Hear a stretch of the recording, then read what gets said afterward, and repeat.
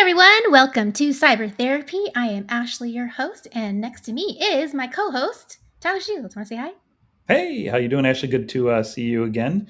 Good to It's see been you 2 weeks too. since we've done the last episode. A lot Yeah, changes in 2 weeks. How has your last yes. couple of weeks been? It's You weren't even wonderful. on. You weren't even on 2 weeks ago, were you? Correct. It's been about a month since I was last on. But Oh my so before gosh! I dive into that, for anybody who's new here, glad that you're here. I'd love for you to subscribe, hit that notification button, make sure you got that bell so that you know when the next episode comes. But this is a show where we talk about the human side of cybersecurity. So we get to talk to a lot of different people who are either in the trenches of security or security leaders as well. So I'm excited for the guest that we have today. But yeah, so what have I been doing for the last month? Well, recovering from Hacker Summer Camp was one. Two, went to a friend's wedding, did some travel, and actually about to travel again after this episode because we got our marketing on site. So I'm super excited. Did you have a good What time at about Hacker you? Summer Camp? It was your first one, correct? Yes, B-Sides was awesome, and I really loved the vibe of B-Sides. I'm not gonna lie, I was a little bit intimidated by how many people were there, but it was great. Great experience. And then we did our thing at Black Hat because we were sponsoring there. I think next year I want to be able to make sure I can go to DEF CON as well, just to get that whole experience. But I couldn't this year because I had my friend's wedding to go to. So, Ah, gotcha. yes, those once in a lifetime kind of experiences. Yeah, friends are important. Mhm. But yeah, how about you? How have you been for the last month? The last episode was with Carter, right? Our Yeah. host from 100x Engineering. Yeah, for those of you that did see that, I played chess against Carter, and we had just kind of a one-on-one, a little tete-a-tete conversation. Got to know each other a little bit, and hopefully others found it interesting. And I kicked Carter's tail in chess, and he decided he was going to try to challenge me afterward again. And I'm kicking his tail a second time in turn-based chess online. So if anybody would like to have a shot at me in chess, I'm not very good, I promise you, but good enough to kick Carter's tail. Feel free to look me up on chess.com and we'll get a game going. Do it. I will personally give a gift card to anybody who is able to beat Tyler Shields. There's a lot of So, people out there that'll beat me in chess. My rating is really not that good, but good but enough to I mean, crush. people who It's listen to good enough to cyber crush therapy. Carter. Okay, okay. All right. Before we bring on our guest, I wanted to ask you a question because I think it'll tie into today's theme. Um, and was wondering what your thoughts are behind building a team. Typically, when you Mm. are building out a team, what are you looking for? Are there certain like hallmarks, personality traits, stuff like that that you're looking for when you're building out a team? It's a super good question, and there's no easy answer to this. I've hired in the dozens of people now across my career for different roles, different positions, different companies. And for me, it's largely dependent on the stage of the company and the type of the person I'm looking for. And what I mean by that, like, I think it's a given to have a certain level of capability, like tactical capability that you have to have, or I'm not going to hire you, period, full stop. But then beyond that, it's the intangibles that I look for. And so I tend to be, staffing smaller startups in the, let's call it 0 to 20 person marketing team size, right? And even 0 to 20 changes pretty drastically. When you're in the 0 to 5 range, what you're looking for is very hands-on, very tactical doers who are biased heavily towards completion of output. And that the bigger the team gets, the more managerial the person gets, the more leadership qualities you have to look for. And so I think a lot of it has to do with where you are in the stages of what you're looking for, at least when I'm hiring. What are some of those intangibles that you look for?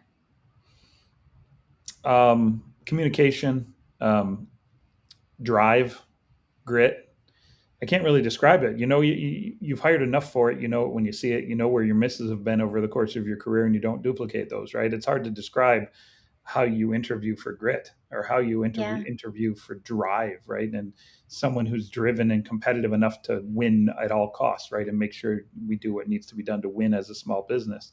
I can't really give you any exact questions I ask. You just kind of know it when you see it. You know when that person has it. Okay. Note to self: do some reading on other books. Also. Yeah, don't go by what I say. That's for sure. All right. Well, thank you for that. I think with that, let's go ahead and bring on our guest because she's got a lot of experience working with a lot of different teams, and I think she's got some stuff to share. Welcome, Kirsty Payne. Hey, Hi. yay! Welcome, Hi, welcome. Ashley. Hi, Tyler. Thanks for having me here. It's great to be here. Yes, and where are you checking in from today? Today I'm in Geneva in Central Europe. Yeah, And so remind me why you're in Geneva? I'm working from here. Yeah, I've moved here recently, so it's very new for me actually. Only been here just a few days, so Yep. yeah, it's very nice to be here. Still getting used And to all the and, cultural norms. and recently what? We've got some other Recently moved. news, right? Yes. Oh, is this all about me? Yes, Yeah, Yes. I this had a whole feature. show Oh, is okay. about you.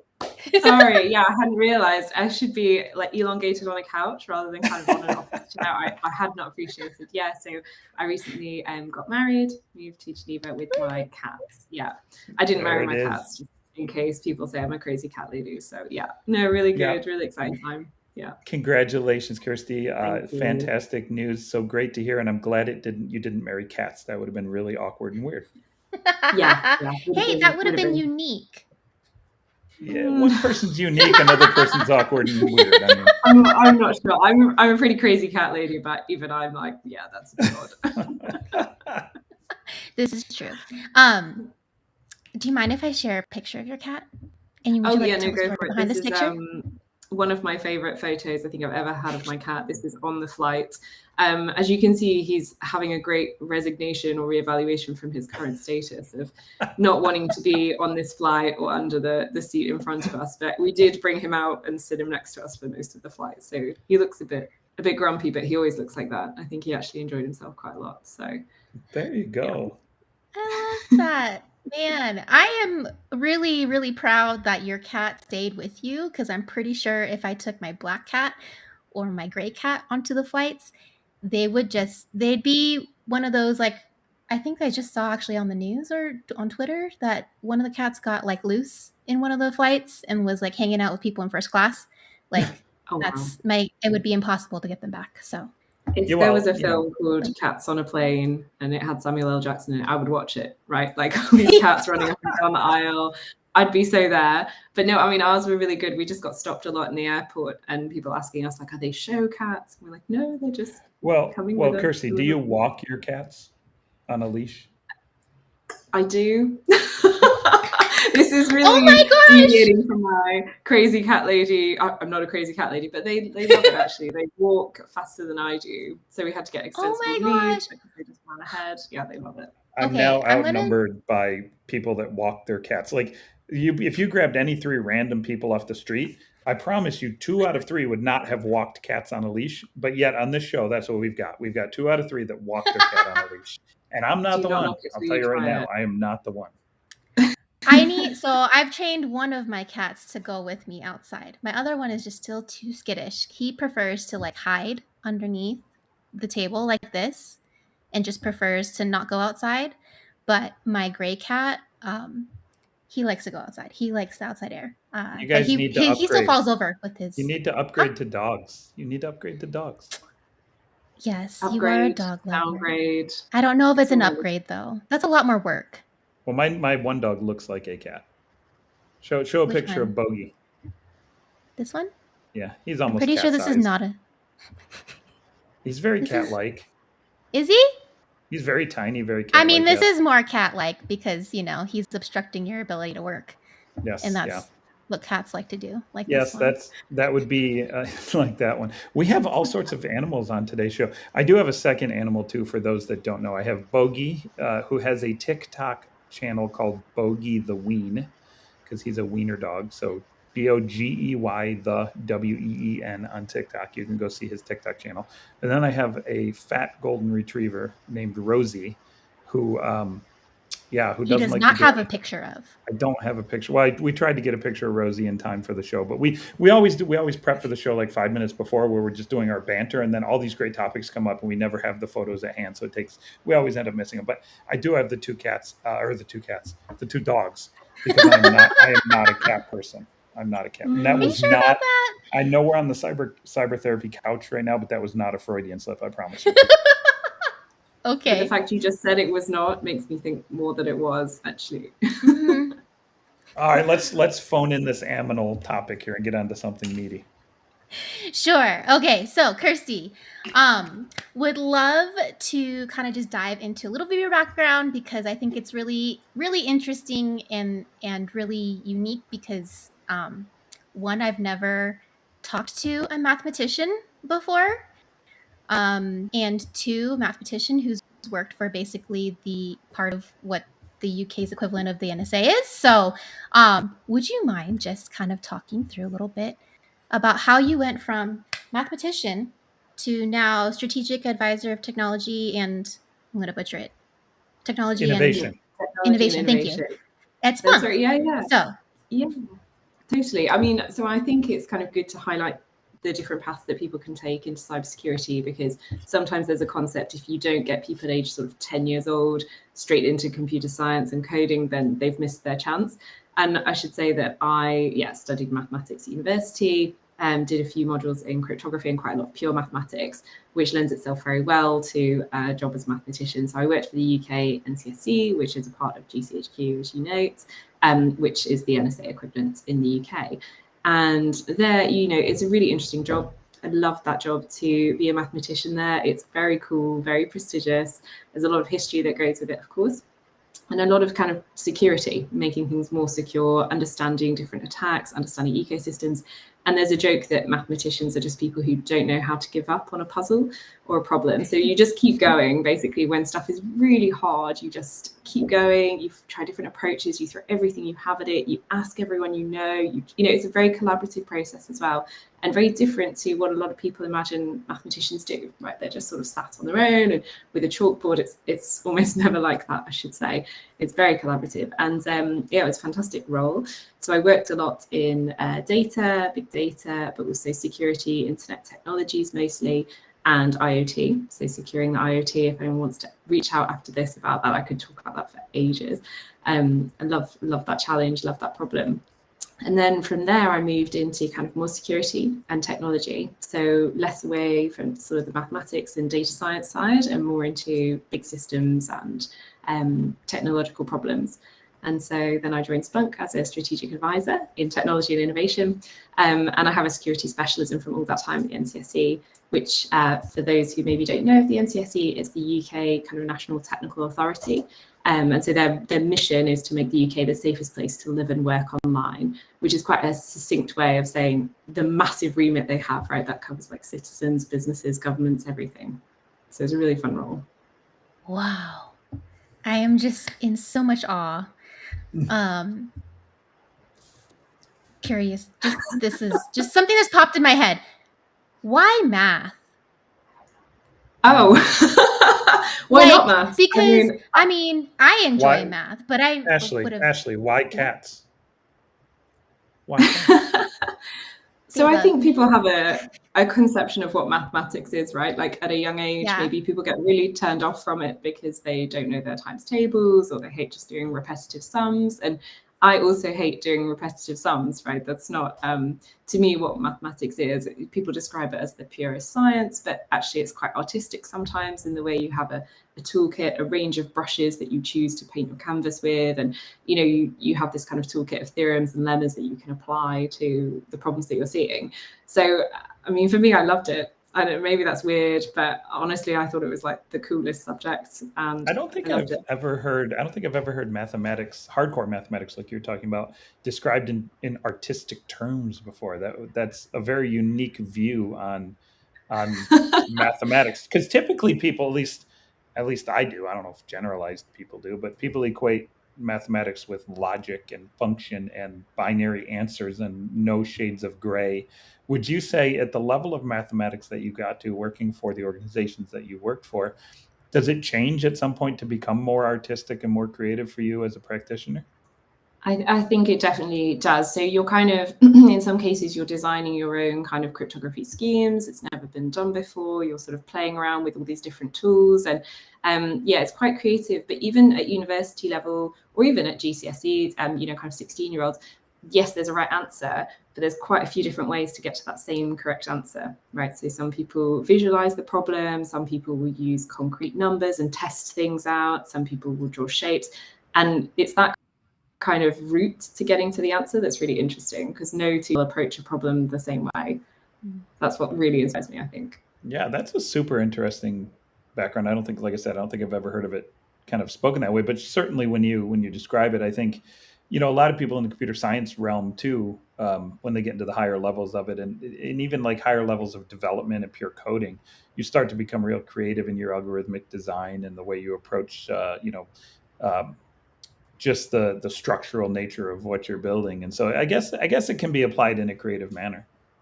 Oh yeah, well, I always say this because it's a programming language, and so languages are traditionally humanities, right? They're traditionally arts, and it's called a language for a reason, and that's because it allows you to create a story or create a code base however you want. And there are several ways, as we know, to code the same things. Some are cleaner than others, but everyone can use that language to create their own story.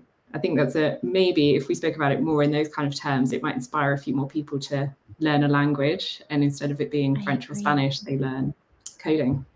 Yeah. That's super cool. I love that picture that you are painting of just a different way to look at how to make your way into basically tech, right? Yeah. So I wanted to go back to something that you said where you said mathematics is, there's a lot of collaboration that goes on. And I think from your experience, you've worked on a lot of transformation journeys. And I think we all know that transformation journeys require a lot of collaboration as well, in addition to the technology and the processes and getting everything in place. If you had to, I guess, break down the amount of time you spend on the people problem, the business problem, technology problem for a transformation journey, how would you split that up, and what would be the most complex or complicated part of that? It's a really good question because I was talking about this with a colleague actually just a couple of weeks ago. And the thing that probably surprises people most about a job in technology is that I spend maybe 5% of my time talking about technology. And people expect that to be, 95% of my time. Really, that is sometimes only 5% of the discussion. And the rest of it is about the people and galvanizing the change and bringing the processes along with it. And actually the technology is almost sort of a done deal. People want to move to cloud, right? They know that's a good thing. They've heard about that. But then how, right? The process, the people, how do we get the organization in such a place we can do that? How do we bring these teams along with us? How do we explain to people who are very resistant to this change? How do we explain to non-technical folks what the change is? All of these different questions. So I suppose your second part of your question, what's the most complex thing? It's easily for me, the people. And it's also maybe the thing in cybersecurity that we don't upskill people up on specifically. Like we do train people to code, we do train people in the latest, techniques and defense mechanisms and things, but we don't teach them necessarily explicitly how to deal with people. And that's really a blocker in many projects I see. So if you're going through a digital transformation project with a company, do you have any tips and tricks in the bag that you would like, hey, here's the 1, 2, 3 things that from the people perspective that works most effectively to get them on board, get them behind the mission, or to support the mission, or to get them culturally interested in kind of the transformation that you're bringing to the table? Yeah, it's really hard because there is no one size fits all. It's quite a lot of understanding individuals, understanding their drivers.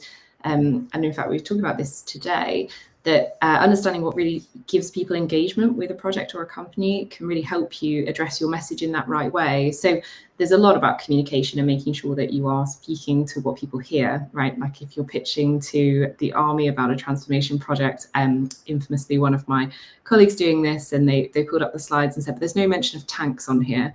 And frankly, I know, and you're talking to like army generals, they think in tanks. So describe this cost in terms of tanks, or describe, what it will allow them to do on the battlefield, because that's what they care about more. And it's true, speaking the language that people hear, that's a really important thing, and working out what motivates them. Another example is a children's charity, for example, where the kind of employee engagement was consistently low. And that's because, the company spent a lot on well-being projects and things like that, and it remained low. And it's because for that children's charity, what motivated their staff wasn't how much, money they got for their well-being and things they could, it was seeing the charity's money being spent effectively. And once they addressed that driver, you saw the index of engagement go up. And so there's just understanding what really motivates people and speaks to them. That's a huge part of it.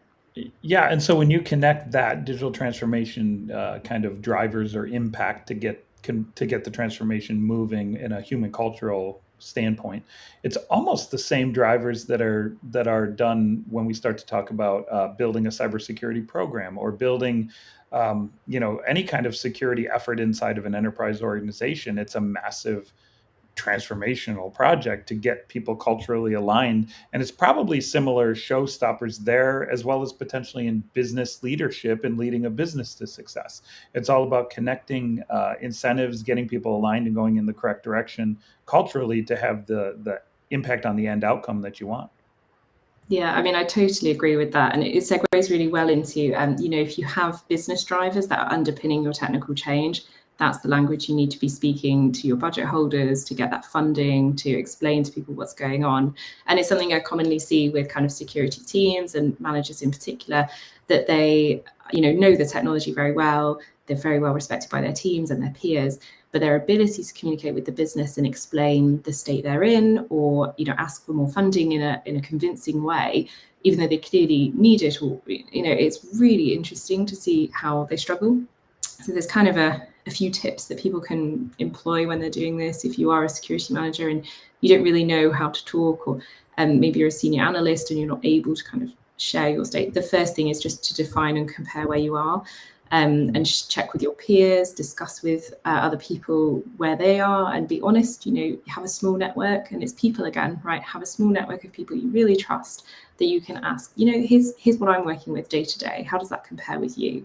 And get that benchmark, and then identify what would be better or perhaps good enough. And this again is a human thing. We're not used to saying it's good enough. We prefer to say it's perfect. And of course we'll keep going to it's perfect, but saying up front what's good enough and what that gets you, articulating that, okay, that is what good enough gets you. Perfect would get you this, and here's the different costs and the different time and resource it would take. And then kind of look for that recognition of what you've achieved, because that's very motivating in itself, and it creates this sort of mini cycle going around. Awesome. Thank you for that. Wanted to look at the flip side of this and ask you, because those are good tips to help put relationships on the good path. I want to kind of dig into what's the most challenging relationship that you've had to work with on a journey, and then we'll go from there. Do you know, this does sound like an interview question. It's kind of, tell me a time when you've resolved a conflict, and I'm like, yeah, quite often. I suppose, it's when personality comes into. I mean, a lot of the time, it's people are stressed, or they, find a certain move or a relationship challenging, and it's never what's in front of them, right? It's not probably the move to cloud. It's probably something underpinning that, right? Perhaps they're worried about their security. Perhaps they really resent the person who's leading that project, but it's actually got nothing to do with the project itself. And this is why I say people is the biggest part of the difficulty. So I suppose the first thing is to baseline and try to really understand what's going on. And a mentor once told me this phrase, be curious, not furious.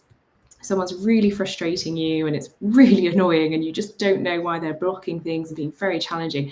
Don't get mad, just get really interested in why that is. And that will almost always lead you to the answer of the resolution, right? Like if they don't rate the person leading the project, set up a conversation, get it all out, or, kind of use your allies and partners that you have in the space to help you recognize what you have, what you don't have, where you could use support. All of these are very hard things to admit if you have a vulnerability. And I'm not talking a technical vulnerability, I'm talking about people, imposter syndrome, exactly.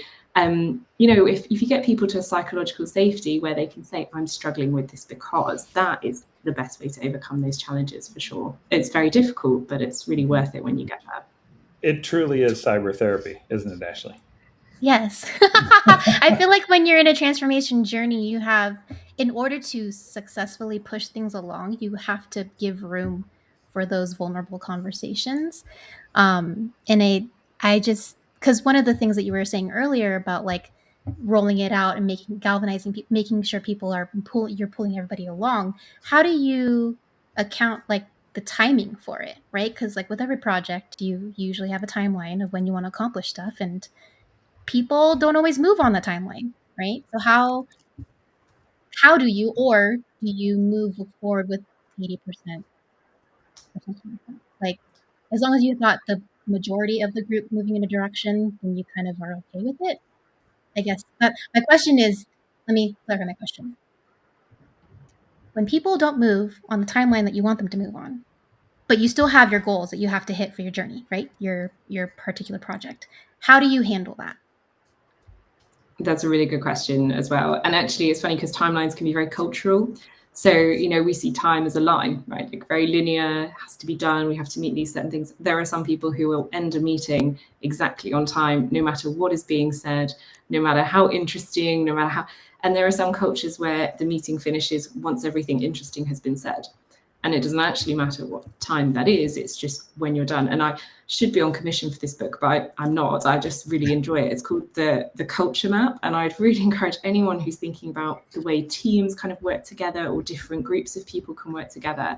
It's such an interesting read, and it's from a woman who worked professionally with cross-cultural teams in building good collaboration, where exactly these frustrations, people weren't moving on the same timeline, or they were asking for too much detail, and the clash of cultures was really interesting. It's only one example of why people might not move on your timeline. I think as leaders, you have to look at your overall strategy and see what's really helping and hindering you. And if you have a goal in mind, how realistic is that goal to start with? Do you add the flex time? Thank you for bringing this up. Exactly. Do you have the flex time built in? Because that's part of your project, right? And like if you're going to wallpaper a room, it's a very good example. You buy 10% more wallpaper than you need because there will be wastage, right? You cut it, you make a mistake. It's the same kind of thing with a transformation project, right? Like expect there to be obstacles, plan for those. That includes people, that includes tech, that includes process. Look at it holistically and just account for that flexibility. So this is deviating from my notes, but what keeps you coming back to working on transformation journeys? Because I would imagine like doing it for one company is pretty like resource intensive, right? For yourself to invest in it. But clearly you like to do it and you continue to engage in transformation journeys. So what about a transformation journey really gets you like fired up and excited? This is again, it's like it feels very cheesy, but it feels like a sort of job interview. But everyone says they're passionate about things, and I don't know. I think for me, I really enjoy seeing like tough problems, like different. I said earlier, a mathematician is someone who doesn't know when to give up on a problem. Like there's nothing more complex than really transforming processes or SOCs or anything really with an organization. But it's honestly the joy that I get from seeing the before and after state. And when it does get really difficult and messy, that's when you really need a good partner. You can't just have like a vendor or someone trying to sell you something. You really do need a longer term partnership. And I think that working for Splunk, especially moving in that direction with our customers, because it really unlocks a lot of potential for them. And people say security is a collaborative, it's a team effort. It's not just one person or one team or one company responsible for security. And it's kind of that mission, I think, that's really enjoyable for me, is that to improve security with organizations, to unlock the potential they have of their people and of their processes and everything. I really enjoy that. So that's why I keep coming back. But maybe I'm a sucker for punishment. I don't know.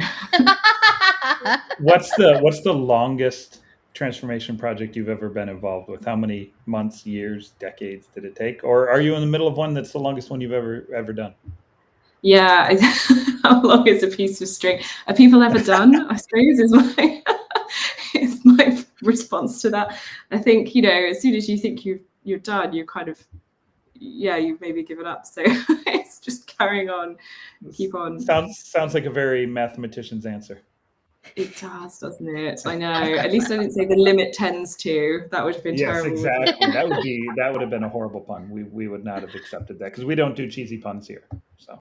Oh, okay. Sorry. Not at all.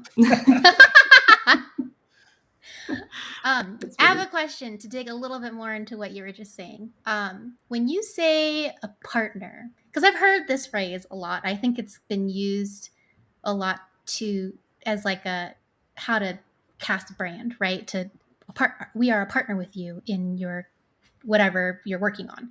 What does that actually mean? Because I think every company has a different perspective of what it means to actually partner. But for the people in the trenches and like from your experience, like on the vendor side as well, like what truly constitutes as being a partner to your customer or your vendor or whatever? Yeah, it's such good questions today, team. I think it's again like company specific, right? Like a partner for one is not a partner for every. It really depends on what they need. So like this is cyber therapy, right? If it was like relationship therapy, you have two parties that need different things from each other, and you understand that symbiosis, and you give and sometimes don't expect to receive anything. You have a sort of shared understanding. There's really good open collaborative channels. And for me, that's, trust is built in drops, but lost in buckets. And it's actually where you have this consistent drip, drip, drip of building that relationship. And you're not there just because it's like a renewal time, or you're there because you care about their success and you're building that with them. And important to say building it with them, not turning up with a pre-made thing. Look how great we are. It's really, for me, when you have hand in glove collaboration like that, and I've experienced it in all the organizations I've worked in, but you know what that feels like. I mean, I'm quite a feeler, and you can't really just make a list of, okay, it's when you have a Slack channel and it's when you have this. It's more when you can pick up the phone, or if that's what people want to do, you just feel like you have that open door. And you really, you're their sounding board, they're your sounding board. That's a real partnership for me. Yeah, digital transformation sounds a heck of a lot like building security into an application, building security into a culture, building security into a program. I mean, I just keep going back to those analogies because you hear almost identical talk tracks when people are saying, we're building up insert security program here. We're building up an application security program, and we want to make sure that all the applications we build are, as with lowest number of vulnerabilities as possible. Well, that's the outcome. The cultural transformation that has to occur to achieve that outcome is exactly what you're identifying. And I love that quote of drips and buckets. That is just such a fantastic, because as a security leader, if I go build an application security program, or I'm attempting to, I have to, create a situation where it's like, hey, trust me, here's one vulnerability, or here's one way of fixing the problem, or here's one way of moving forward step by step. And if I blow that up even once, I set myself back. All those drips get dumped completely out of the bucket, and I have to start building that trust again. So I think the digital transformation storyline, I was trying to figure out when we were first interviewing, I'm like, I love digital transformation. This makes a whole lot of sense for cyber therapy, but it didn't really dawn on me and click in my head about how directly applicable the learnings that you've done can be directly applied to building cybersecurity related situations. Oh yeah, definitely. I mean, that kind of culture, I think, when you're building security applications, I think we saw it maybe, I don't know how long ago, but a few years ago, where it's very sort of a checklist for security. Like, yes, we have, and it's classic, yes, we have used AES 256. We are secure. A very tick list, right? Criteria based, rather than more principles, more holistic, more, developers co-develop, right? They do peer review. Now that's just a process, but actually it leads to better security, fewer vulnerabilities, to have this peer programming. And that's not a kind of tick list. Yes, we do that because we've done it once. It's more embedded in the culture. And so I think security is evolving a bit more to realize, the whole industry, it's just that it's not a tick list. You can't say, yes, we have logs, therefore we're good. It's more about that culture, like who shares that data, who feels empowered to act on that data, all those kind of questions around it. Yeah, one of the things that I've also noticed about security culture is that there seems to be a shift from relying on like a single point of failure, like a really smart person to figure out a problem, or a really smart person who like just knows the ins and outs and everything, but like de-risking that and having more collaboration. So, but not every company is quite there. So moving from a checklist oriented or like a heroing type of security culture to more collaborative, de-risk culture, so there's not more knowledge sharing. Do you have any thoughts on how, like, what are like the things that can get snowball going to get culture to more collaborative environment? So I think I've heard it called kind of hero culture, or those wizards, which is hilarious because I used to get called a witch, which just doesn't have the same impact. No. I was like, oh, I do know what you're trying to say, but it's kind of hurts. So I think one thing we could do to remove hero culture would be to call it like witch culture, and no one would want to be that witch. That whole so terrible, isn't it?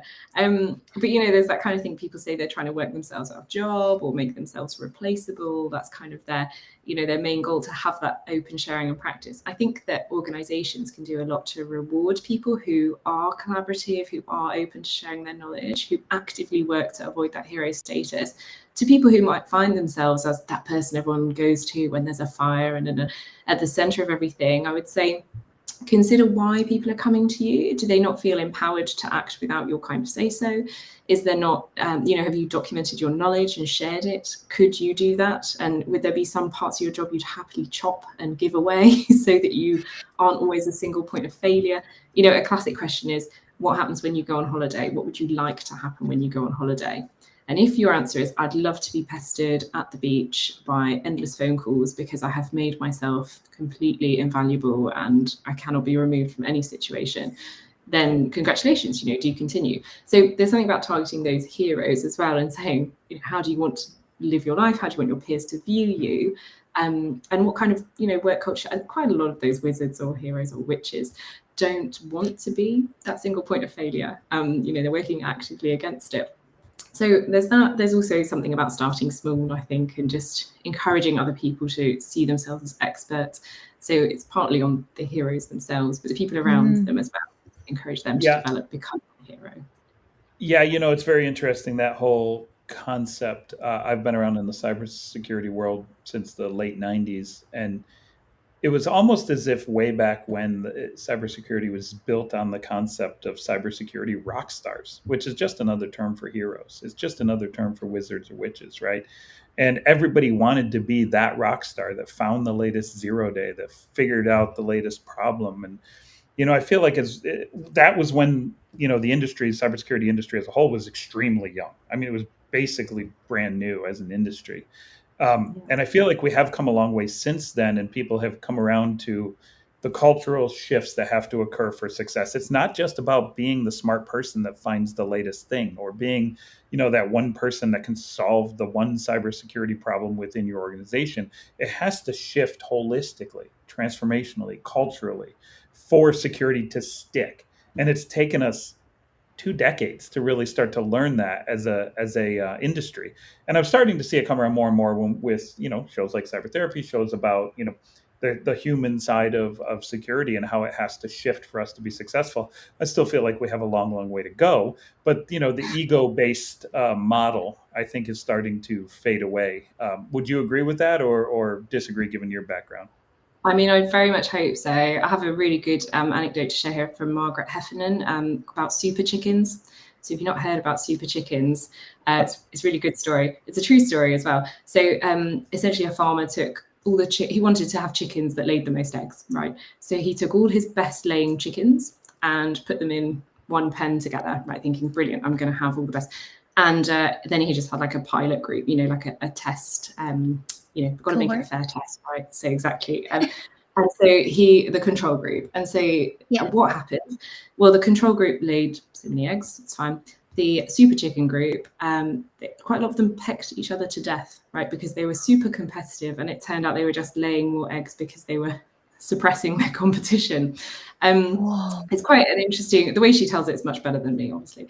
But yeah, Margaret Heffernan, super chickens. Thank you very much for bringing that up. And it talks about, if you're going to build a great team, like you spoke about at the start of the show, Tyler, if you're going to build a great team, you need people with different strengths. You need those people that, aren't maybe what you'd call superstars, but they are reliable, they are consistent, they are your guardians, bringing process through, always bringing that. And that's a talent. It's not shiny and it's not, fireworks, but that is so needed in every cohesive team. So I think that people are starting to recognize it, and also what's being rewarded is changing. So having a very shouting the loudest is no longer acceptable in many organizations, but especially in security as well. I think people are realizing it needs to be a lot more inclusive to encourage your best talent to come into it. Well, thank you. I think we've got time for one more question. So I've got one last question, because you're just like a wealth of information. I'm loving this interview and this episode. So I know we only just started September, but we've got Cyber Security Awareness Month in October, next month. So I wanted to know what, from your perspective, would be a strategy or a tip that you would recommend for people who are maybe non-security specialists, but they're things that security practitioners know and should share with their non-security friends. It's a great question. I mean, the first thing is, if you're not a security person, we security professionals should be making it easy for you to do the right thing, right? Like a lot of it should be taken care of. Hopefully you're not exactly worried about how this video stream is encrypted and you haven't gone into all the details of this website, but you're just looking for those signs that the website's secure, that it seems reliable. You wouldn't enter any payment information into things that don't seem right. So, hopefully a lot of that's taken care of for you. For non-security practitioners, I mean, I have parents who ask me this a lot, what should we be doing? The simplest thing security professionals say is patch, and then non-security people say, what is a patch? Mm-hmm. So even our language needs to update. So update your software, update your phone when it tells you to, update your apps, all that kind of good stuff. That's the simplest thing you could do. And because those processes have been made easy, in fact, in your phone or your router, it should be updating without you even knowing, right? It should just be doing that by default. The thing you could do actively, I know this is like 5 tips, but I'm like, well, I've got the platform, why not? The thing you could do is, I would say, is just don't take it for granted. So I used to say it was like health, and then we had the pandemic. It became a bit awkward to talk about this, but people take their security a bit like their health. Like they sort of take it for granted. And then when they have a health scare or a security scare, that's when they hit the gym. That's when they start eating right. That's when they go, oh, I should have really good passwords. I just say, don't wait for the scare. Like just have a look now. Like, do you have the same password for every account? Just go and sort that out, right? Use a password manager. The tools are there to make it easier than it used to be. And I do know a lot of people started using passwords 20 years ago. It was much harder. You were allowed a 4-character password or whatever with 11111 at the end. But just trying to do something a bit different, right? Look at a password manager. Just think about passwords, I would say, in general, or use non-password methods where you can. Biometrics, things that are easier for you as a human to remember and use. That would be my top tip. Oh, awesome. Shoot. I got to go change all my passwords now. Yeah. Quite often people say, I do update my password. And I'm like, do you just put a 1 at the end? And they're like, the horror. How did you know? Or change out the E for a 3. Yeah. So, just have a look at some good password managers. You can get auto-generating passwords and things. Yeah. Just use biometrics. There's a lot of options, really. Honestly, password managers make it so easy because they can literally generate it for you, and then you just save it. You just title what you're saving it for. That's all you have to do. Like it took me, I'm not gonna lie, it took me a little bit longer than I should talk about to actually get on board with password managers. But working at security companies kind of like pushed me into that, right? And I think now I'm like, how did I get by without a password manager to manage all my passwords? Mm-hmm. So awesome. Thank you for those tips. Everything. I had a list of ones that I would cycle through. There we go, yeah. And variations. So yes, it was not very secure. So, but yeah, I have that's it. It's looking at the big picture. That's exactly it. Yes.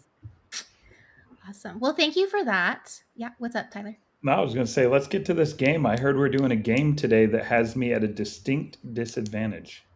The perfect place for you to be. Okay, so we are going to play a trivia about cats today. So like we've done in previous episodes, it's usually a themed trivia. Today's trivia is about cats because Kirsty and I, we love cats. And Tyler, I think your Freudian slip earlier about cats tells me that you actually really do like cats deep down. No. I do not like cats in any way, shape, or form. And I want to pose a question to the audience. Are you on Team Ashley, which is Team Cat? Or are you on Team Tyler, which is Team Dog?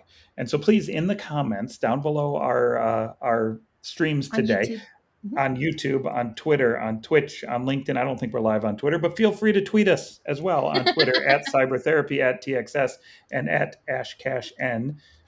What do you prefer, cats or dogs? It's an age-old question, and if you're in the Ghostbusters, cats and dogs are swapping. Who knows? It's just mayhem. Please comment in the comments below. Smash the like, smash the little heart symbol, smash the bell, and notify and all those things. And just be Team Tyler. I think it's the better team. All right. So the way that we're going to play this game is I will alternate people for the questions. So, and then it's a question. I will give you 4 options, and then you get to choose the option that you believe is the correct That's answer. called multiple choice. Correct.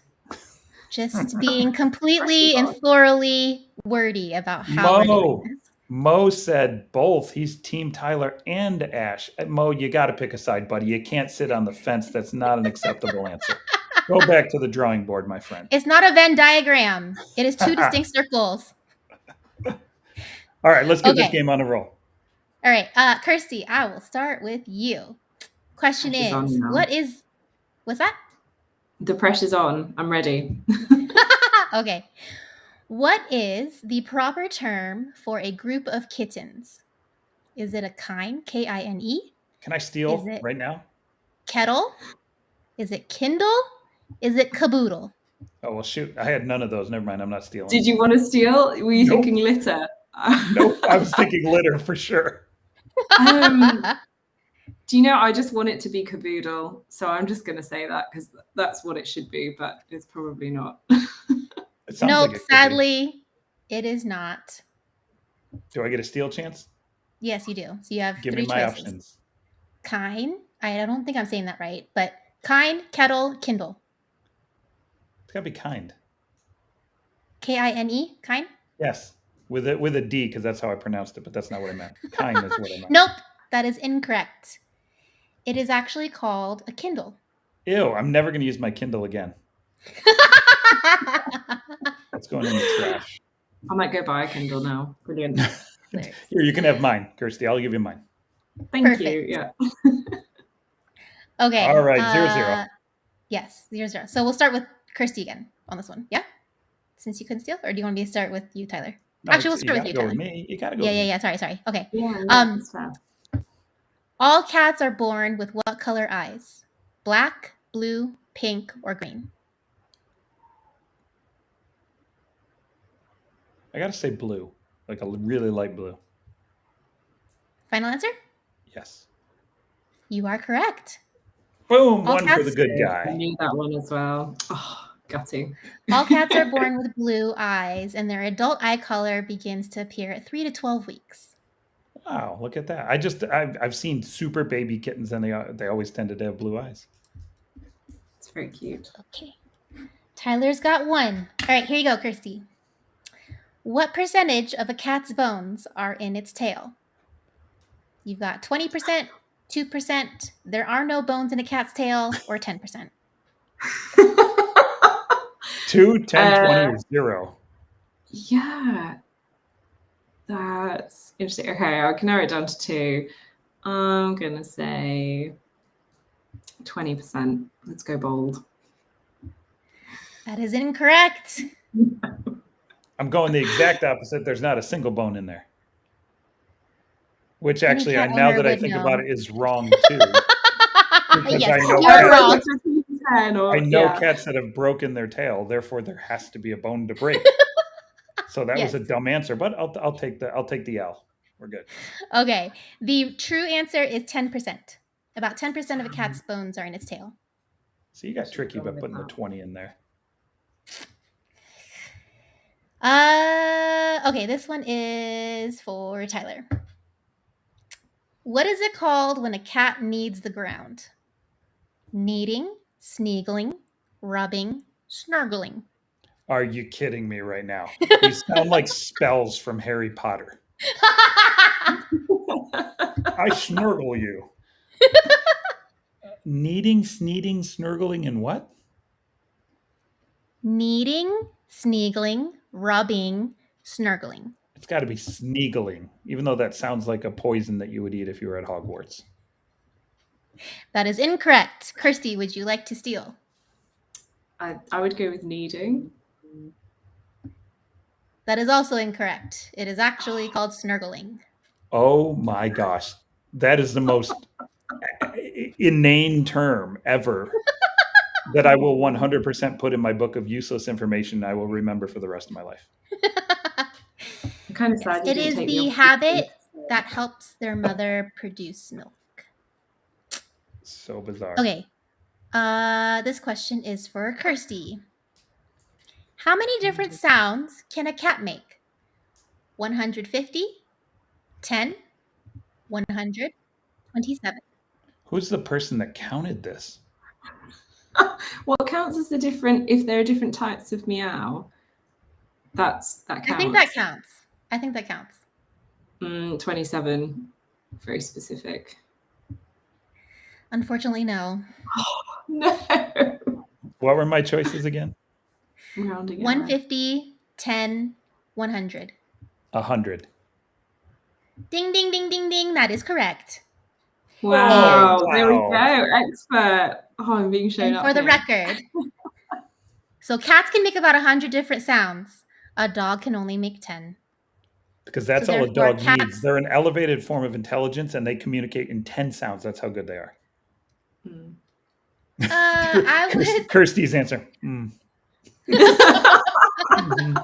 the British way of saying, I think you're wrong. That's the polite way of saying you're wrong. Right. I got it. All right. Tyler, I think this question, because we're on even question. It is. Yes. Okay. How many breeds of domestic cats are there worldwide? 70, 140, 280, 210. 210. Incorrect. Kirsty, would you like to steal? Oh my gosh. Your I'd love options to, are but 70, Yes, 70, please, let me. 140, 280. I'm going to say 280. I'm just going Nope. big. Oh, 140. There's approximately 70 breeds of domestic cats recognized by the International Progressive Cat Breeders Alliance. Okay. There are other ones that only recognize less than 50, but we're going 70. So 70 was the lowest there. All right. So nobody got that one. I'm up 2-0. Yes. Yeah. We're all learning something on this trivia, aren't we? 2 more questions and see if we can give Kirsty the ability to snap me off here and catch up. Okay. What is the normal body temperature of a cat? 98 degrees Fahrenheit, 94 degrees Fahrenheit, 102 degrees Fahrenheit, 106 degrees Fahrenheit. And I apologize because I'm realizing you probably calculate in Celsius. Yeah, no idea in Fahrenheit. What's the normal human temperature in Fahrenheit? 98. I'll go 90. Wait, what were the options? 94, 98. 102 and 102, 106. Okay, I'll go 94. No. Incorrect. It's got to be Sorry. hotter. Have you ever had a cat sitting on your lap? They're like little furnaces. So it's got to be hotter than 98. So it's either got to be 102 or 104. Or 106. I got to say it's the 102. Correct. Geez, Tyler. Wow. Power of You're really knocking it out of the park on this one. What you don't know, Tyler, this is all a ruse for us to find out you're secretly a real cat person. Yeah. Right. This last question is worth 5 points. Oh, okay, yeah. Keep it competitive. Here we go. Winner take all. Let's go. And Kirsty, do you want to go first or second? You get to pick.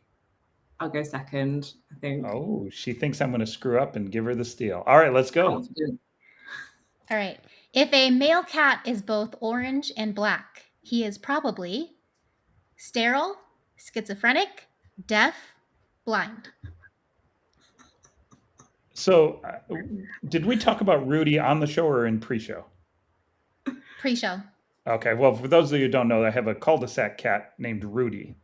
And he's the only cat in my life that I've ever met that comes when you call. So I'll walk out my driveway and go, Rudy, and he'll come running from wherever he is, right, to get attention.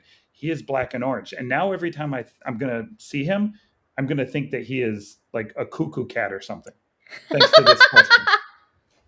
And I guess if he's the only cat I've ever met that actually comes when he's called, he probably is a cuckoo cat. So what are my choices again? Sterile, schizophrenic, deaf, blind. Oh, he's not deaf because he comes when he's called. He's not blind because I've seen him catch animals. He's got to be schizo. Kirsty, what's your answer? The other one. I forgot. Sterile. Sterile. There we go. Sterile. And the answer is sterile. Oh! So the answer, Kirsty comes away with the win. Thank you. That last tiebreaker. And the most insulting thing is I used your knowledge about Rudy to get that answer. So thank you. Did.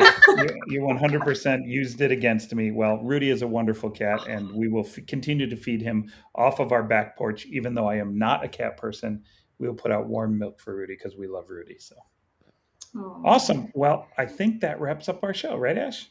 I think so. Kirsty came away with the win. Whew. She did. Whew. And just because she came away with the win, I've got to kick her off our show. So, Kirsty, it's been a pleasure. Why don't you go wait backstage?